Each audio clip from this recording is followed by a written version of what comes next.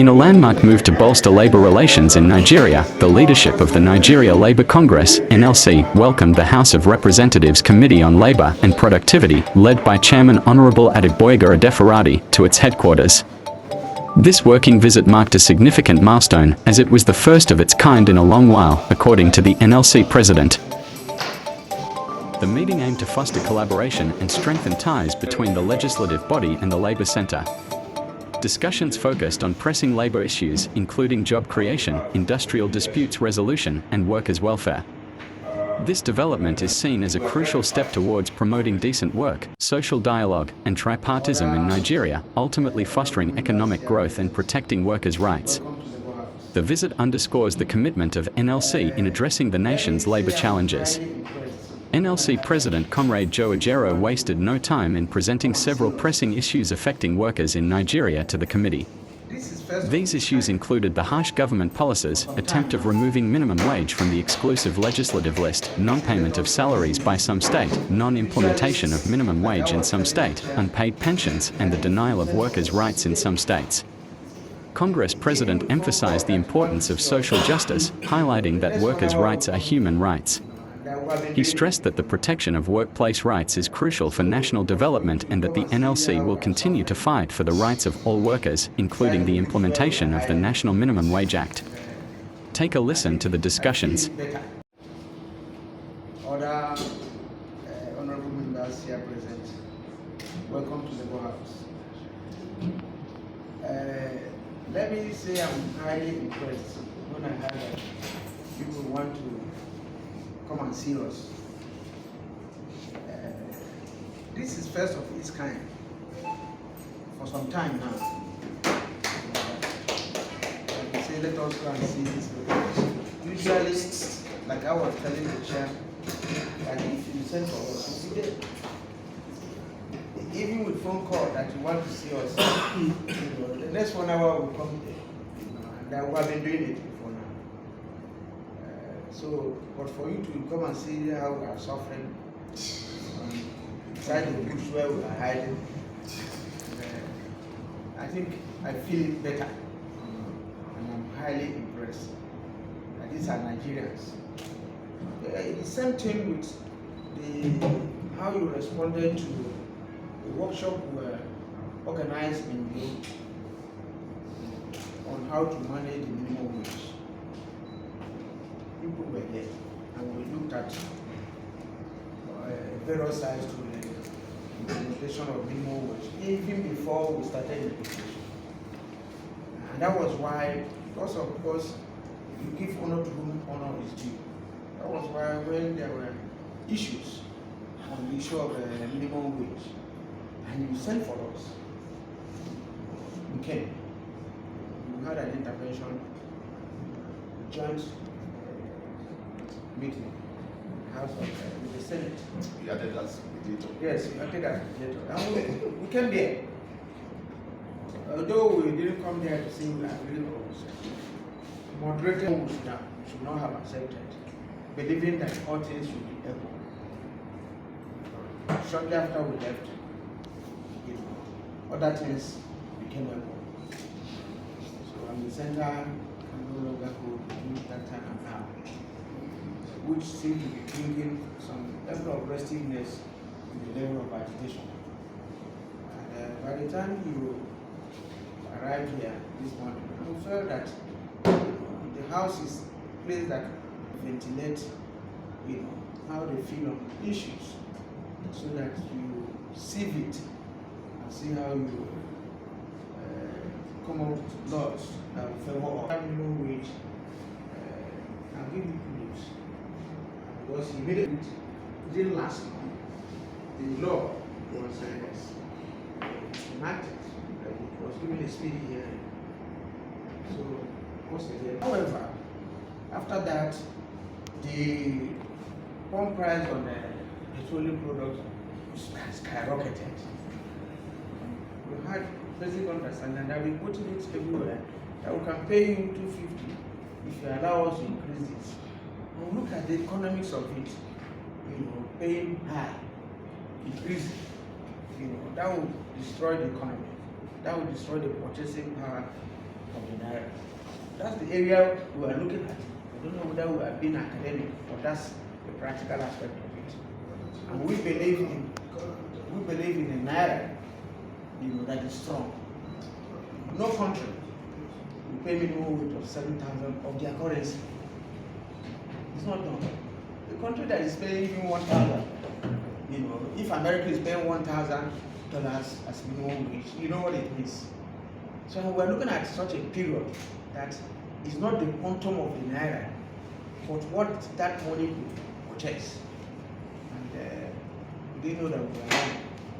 So immediately we did that. That one went up and made a mess of the 70,000. But the most challenging one now, before that, immediately after that one, the issue of tariff on electricity came up. And then what I have been describing as 419 in all my media interviews. You can't say you give the person in this house band A, this person in this house band B, this person in this house band C, and you don't give the meter. So how do you know the band they belong to? This person is band A, band B, band C. And when you are giving them bill, you give them bill of band A. It's a sector that I have been in for the past 20 something years in the power sector. And I know that it was the rules. People living in the same street, that one feeder is feeding, then they are equal. All of them will be band A. There is no messenger there. There is no clerk there. There is no unemployed person there. So you build them based on band A. And then if you look at their house, you build them. Whether they have one bulb, I've not seen anywhere in the world where, even in Nigeria, every commodity has measure. Given that said that you have cup, that one cup is this amount. Even the fuel we're talking of, if you enter filling station, you have meter. 1 liter is this. But it's only in the electricity sector that they will just bill you what they want. They say and they say they are going to give you 18 hours and you don't get it and you remain in band A. So that one came and we started suffering it. I'm not aware of anybody that will buy a token of 20,000 here and it will last you for 2 weeks from AEDC. Just let's find out. So that is some of the things we are facing. These things are not theory, they are practical. But when you buy it, it finishes. There's not anybody from outside will tell you, because are you buying? So when they call us names, you start to wonder, the one you bought, did it last for you for 1 month? So we left that one, and then this tax on the thing started coming up. And I'm happy that the House is handling this tax issue now.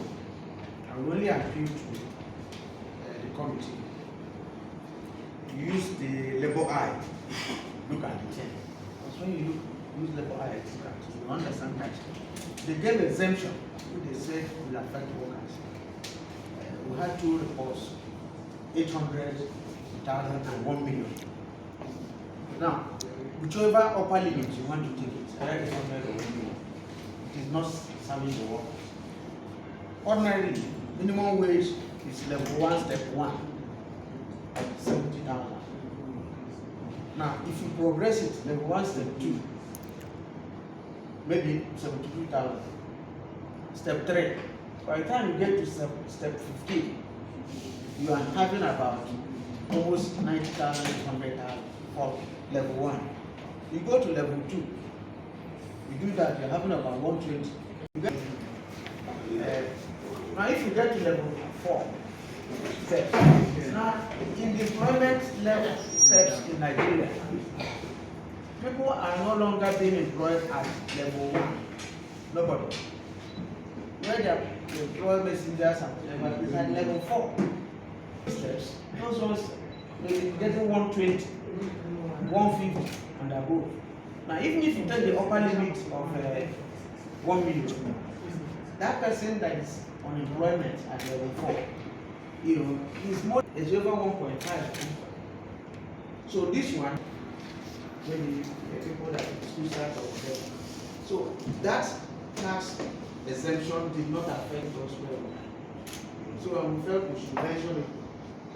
But the proposal they had, they say workers that earn less than 1 million. I don't know where the workers are. So we need to look into that so that we look at the practical aspect of the resource. And for I don't know how they're doing it, how they're taxing right now. And probably some of them that work in the House of in the Senate and whatever, the non-members, you can compare those with them.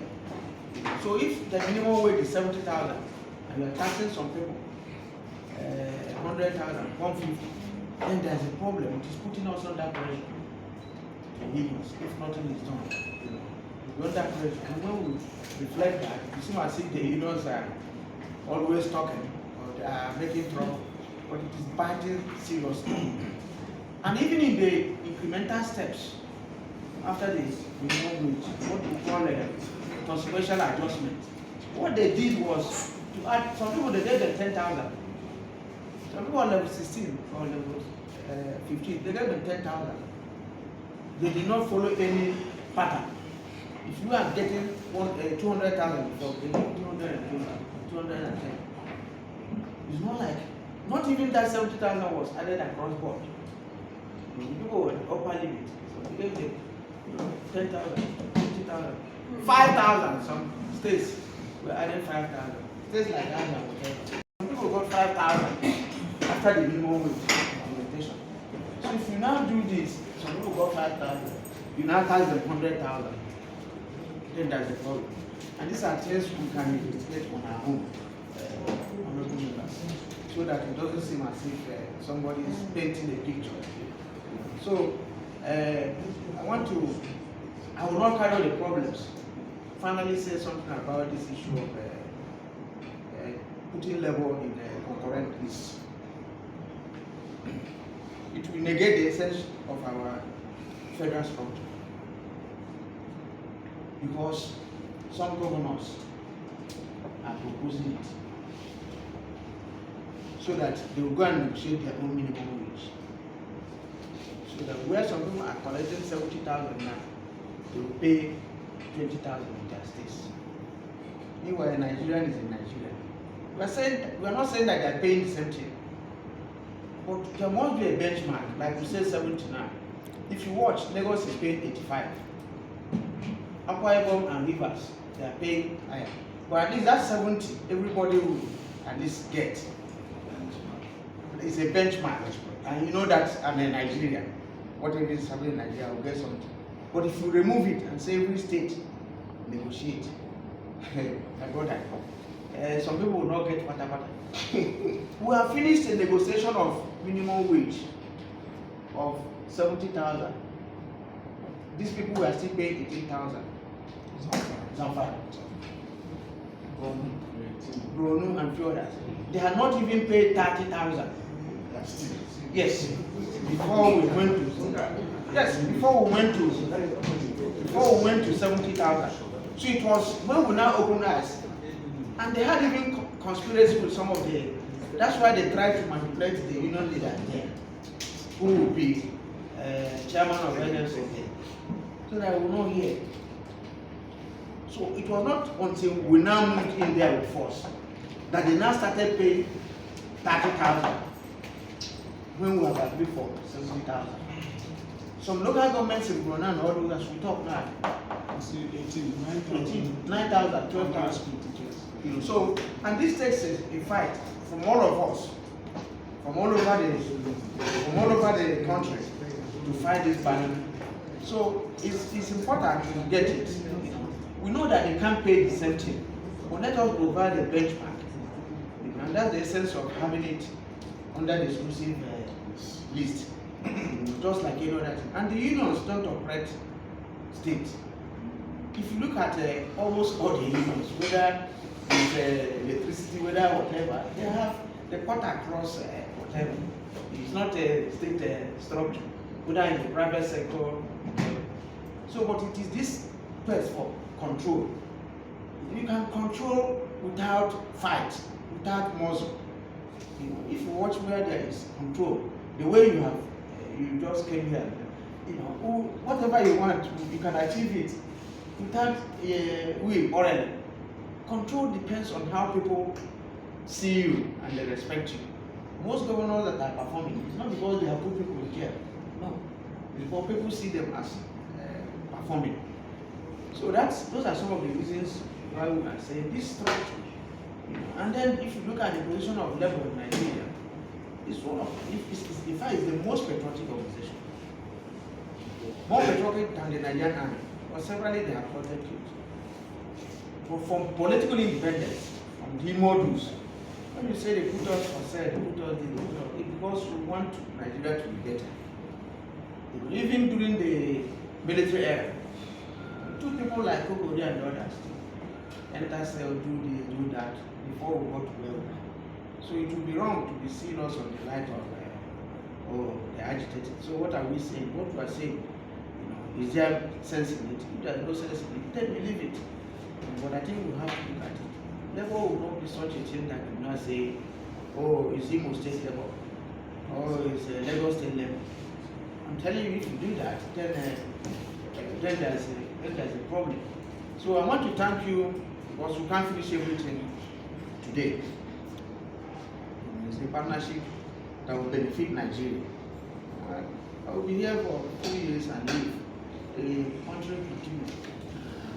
People will continue their life. But the ones that have gotten 70,000 now, whether they are from Dimo or from Dimo or from whatever, they have gotten it through our struggle. And hunger does not know a state. Because if you are hungry in Lagos, you are hungry. If you are hungry in Abuja, you are hungry. I'm telling you, so it's not a question of what you are trying to make us understand. So let me thank you. Mr. President, other members of the union, other colleagues, I have a bigger speech which I will go to it, but I have some comments on some issues you raised, like issue of labor, whether to pay on corporate list or to be on the exclusive list. I have not captured that on my speech, but I will say something about that. Basically, we are here. I've told you that. Mr. President, honorable colleagues, and we are here with a deep sense of gratitude and purpose. It's only an honor to be among this esteemed gathering, but also an opportunity to further the bond we share as partners in the pursuit of the rights and well-being of our working Nigerians. Before I go further, I would like to take a moment to commend Mr. President, our father, and Brother Shibubu, for his unwavering commitment to the welfare of our workers. His dedication was profoundly evident in the swift passage of the swift ascent of the national minimum wage as subsequent implementation. Moreover, the decision to reduce the review period from 5 years to 3 years is truly commendable. This is a testament to the commitment of both the executive and legislative arms to the cause of Nigerian workers, emphasizing the importance of timely adjustment to meet the needs of our labor. As we navigate the complexity inherent in our rules, it is also to acknowledge the valuable understanding and cooperation that characterize the recent negotiations surrounding the national minimum wage. I would particularly like to commend the leadership of NLC for understanding and willingness to engage productively with the leadership of the National Assembly during the discussion over the national minimum wage issue. On the intervention of the National Assembly, the leadership of labor unions were invited to discuss these pressing issues. We invited to for Sunday, that we recollect. We went for a meeting, we came, all our petition, and pleaded with you that we should suspend the strike, and don't to suspend it, but after meeting with your executive, that you have the power to just call off the strike unless you given the directive by the executive. If she did it the second thought, and not to thank you for only for even doing that for us. Thank you very much. The essence of our visit today, as I told you, is to strengthen the existing ties between the NSC and the House of Representatives, as well as the broader National Assembly. It is vital to extend our interactions beyond the compass of labor disputes. It's not only time we have disputes that will be interfacing with labor. It's also to have a working and perfect or robust relationship with labor. So when we have issues like disputes or impasse, when we call on you, will be on the same page. At least we even notify us before taking any action. So, as we turn our attention to the measure of minimum wage which you have faced, our appeal is to urge you to double your efforts in ensuring compliance. It's a law. So we must see how compel or coerce. It's very ashamed. That's the thing you can do now. So coerce the states in implementing the it's a law which will be applied to by everybody, whereby every employer. So in closing, let me reiterate our commitment as your ally. Together, we can create an environment where the rights of workers are upheld, where fairness prevails, and where our nations can flourish through the integration of our labor force. I look forward to our ongoing dialogue and collaboration as we pave way for a better future for all Nigerian workers. Thank you very much.